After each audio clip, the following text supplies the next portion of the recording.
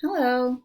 So we've already learned about macromolecules, and we've learned that proteins, carbohydrates, lipids, and nucleic acids have polymers, so the large molecules. And when we eat those foods, right, we need the monomers, our cells need the monomers to function. So how do we break down those large polymers of macromolecules into the monomers that our cells need? And then how do our cells make new molecules from those monomers? This is what we're going to be exploring today. The answer is enzymes. So enzymes are actually proteins. They're made of amino acids, and they act as catalysts that speed up chemical reactions. All the word catalyst means is that it speeds up chemical reactions. Okay, so there's many different kinds of enzymes. Some enzymes build new molecules. Some enzymes break down molecules into smaller pieces. Okay, so we'll be learning about those today.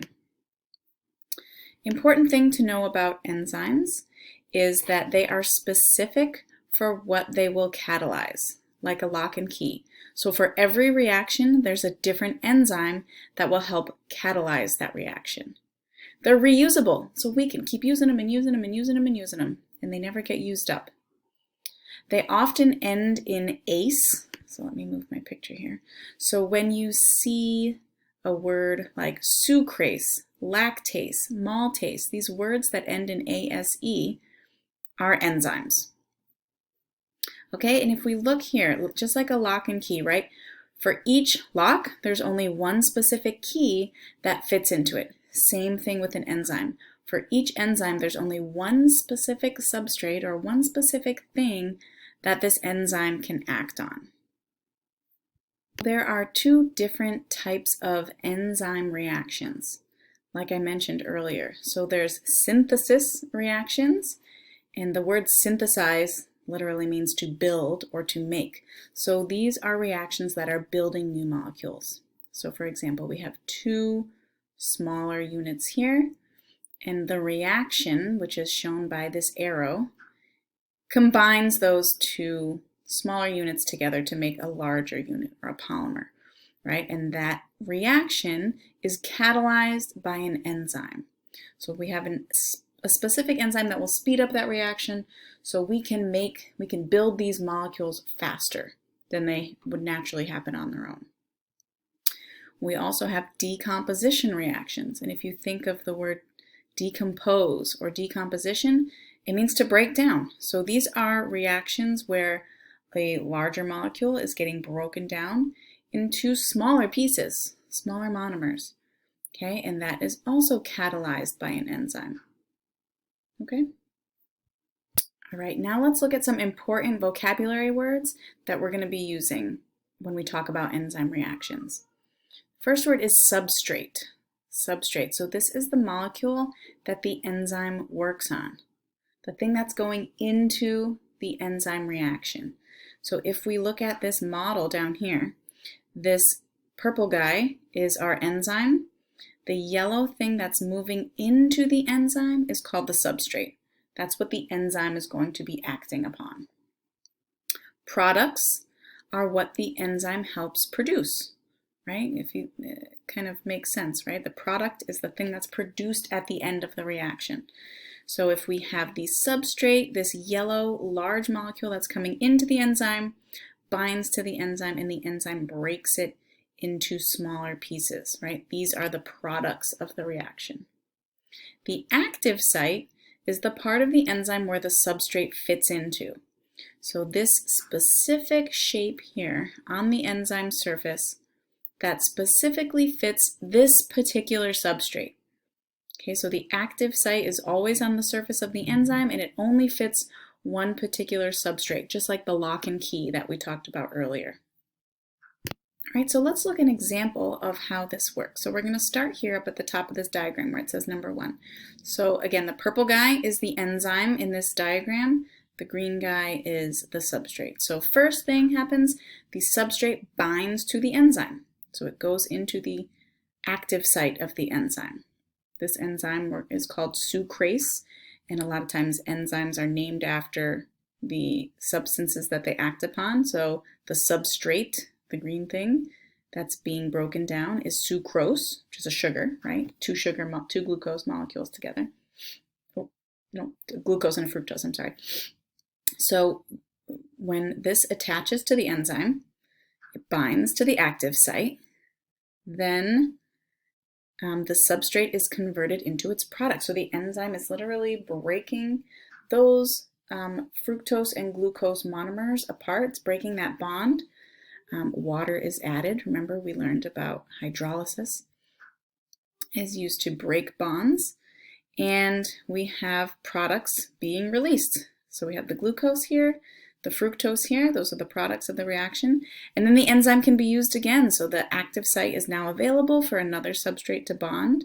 Another sucrose can bind. And the same thing happens again and again, right? Enzymes are reusable. So this just keeps happening and happening in our digestive system. Right, now how does this actually happen? How do enzymes speed up these chemical reactions? How it works is that enzymes work by weakening bonds, which lowers activation energy. Activation energy is just the energy that's needed for the reaction to start. So if we look here at these two graphs, okay, we have total energy shown here, and this is an uncatalyzed reaction. So this is a reaction that's happening without an enzyme. So we have the reactant, or the substrate, going into the reaction, and normally without an enzyme, there's this much activation energy required, right? It's kind of a lot. It looks like a lot, right? And this can happen without an enzyme, but it's going to be harder because a lot more energy is required to get the reaction started. And then the products get released at the end. But here's the same graph, but this time we're adding an enzyme to help lower the activation energy. So you can see here, right here, this little area here is the activation energy needed when there is an enzyme involved, right? This space here is much lower than this space, right? This required a lot more activation energy. This requires a lot less because of the enzyme, which weakens bonds to help speed up the reaction, make it go faster. So we can make a lot more products. The reactions can happen a lot more quickly than without the enzymes. If we were in the classroom, we would be doing a lab like this. This is one I've done in the past, where we have liver, which contains a catalase enzyme, an enzyme that we have in our bodies. And what that enzyme does is it breaks down hydrogen peroxide, which is dangerous for our bodies, and it turns it into harmless products like H2O and oxygen. So if we add the enzyme, so the catalase, to hydrogen peroxide, the substrate, to these two test tubes, and then in one of them, we don't add any enzyme, we can see that no reaction is happening here. Nothing's happening. But in this test tube here, where we added the substrate and the enzyme, I apologize, the H2O2, the hydrogen peroxide wasn't added to this one. So this one just contains enzymes with no substrate. This one contains enzymes with the substrate, so we can see all this bubbling happening here. This is the oxygen bubbles, the product that's being made, and water. So we can see we have a lot of reaction going on here, no reaction here because there's no substrate. Okay, so this was an experiment that we would do in class, and we would try it under different conditions, maybe hot conditions, cold conditions, acidic or basic, and we would see how those things affect the enzyme's ability to conduct this reaction. So lastly, we're going to look at factors that affect enzyme activity, because enzymes work great at specific conditions. So at specific temperatures, specific pH, and a specific enzyme concentration. So in terms of temperature, extreme temperatures are dangerous for enzymes. And each enzyme is going to have a specific temperature where it works the best. If a temperature is too cold, is way lower than it likes, then it's not going to work very well, or it's going to work very slowly. right? Think about if it's really cold outside and you don't have gloves on, your hands aren't going to work very well, or you're not going to be able to do things if you're outside for very long, right? Because your hands are so cold, they're not going to work very well. Same thing with enzymes. If it's too hot, the proteins in the enzyme can actually denature, which means they cook, essentially, causing the proteins to unfold and no longer work. This is irreversible, right? It's like if you crack an egg, put it in a frying pan, it's really hot, right? Those proteins in the egg are getting denatured. They're getting cooked. You can never take a fried egg and turn it back into a raw egg. It's irreversible. Okay, so too hot or too cold doesn't work. Similar with pH. An enzyme works best at its optimal or its favorite pH. If the pH is too low or the pH is too high, it's not going to work. And I'll explain pH in a second if you're not sure what pH is. An enzyme concentration.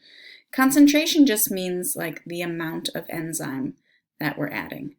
When there's more enzyme, we're going to have more reaction, which is going to make more product.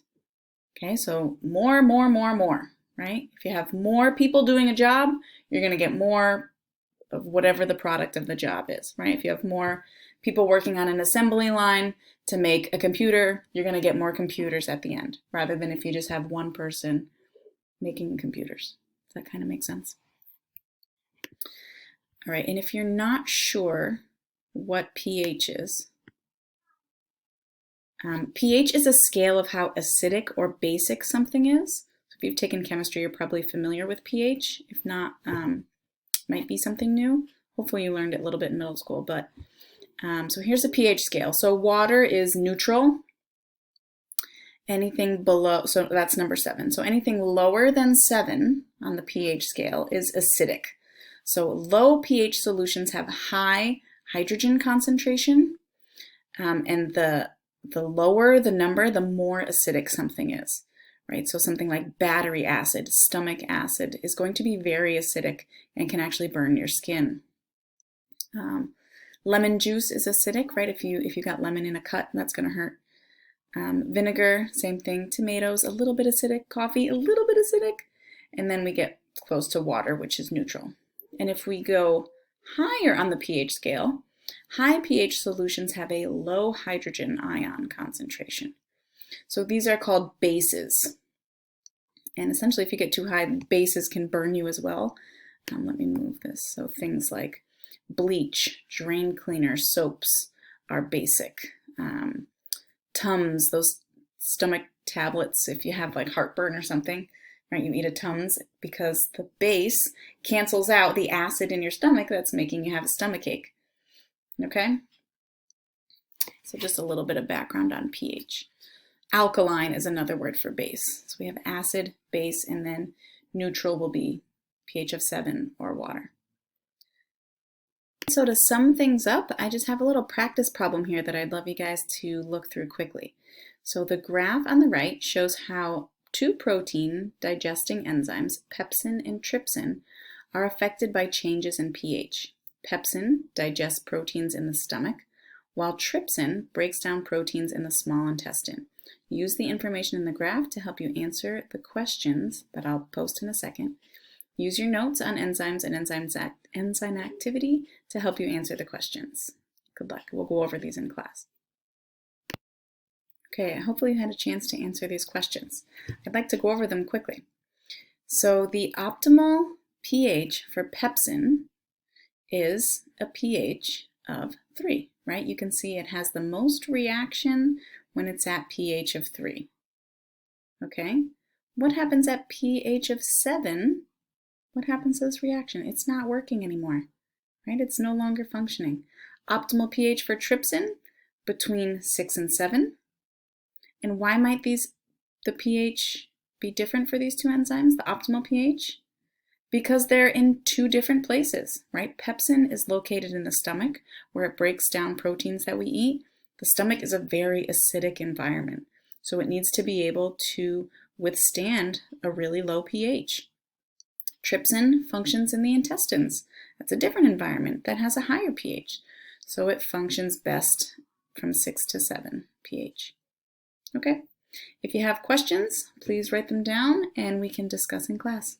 See you next time.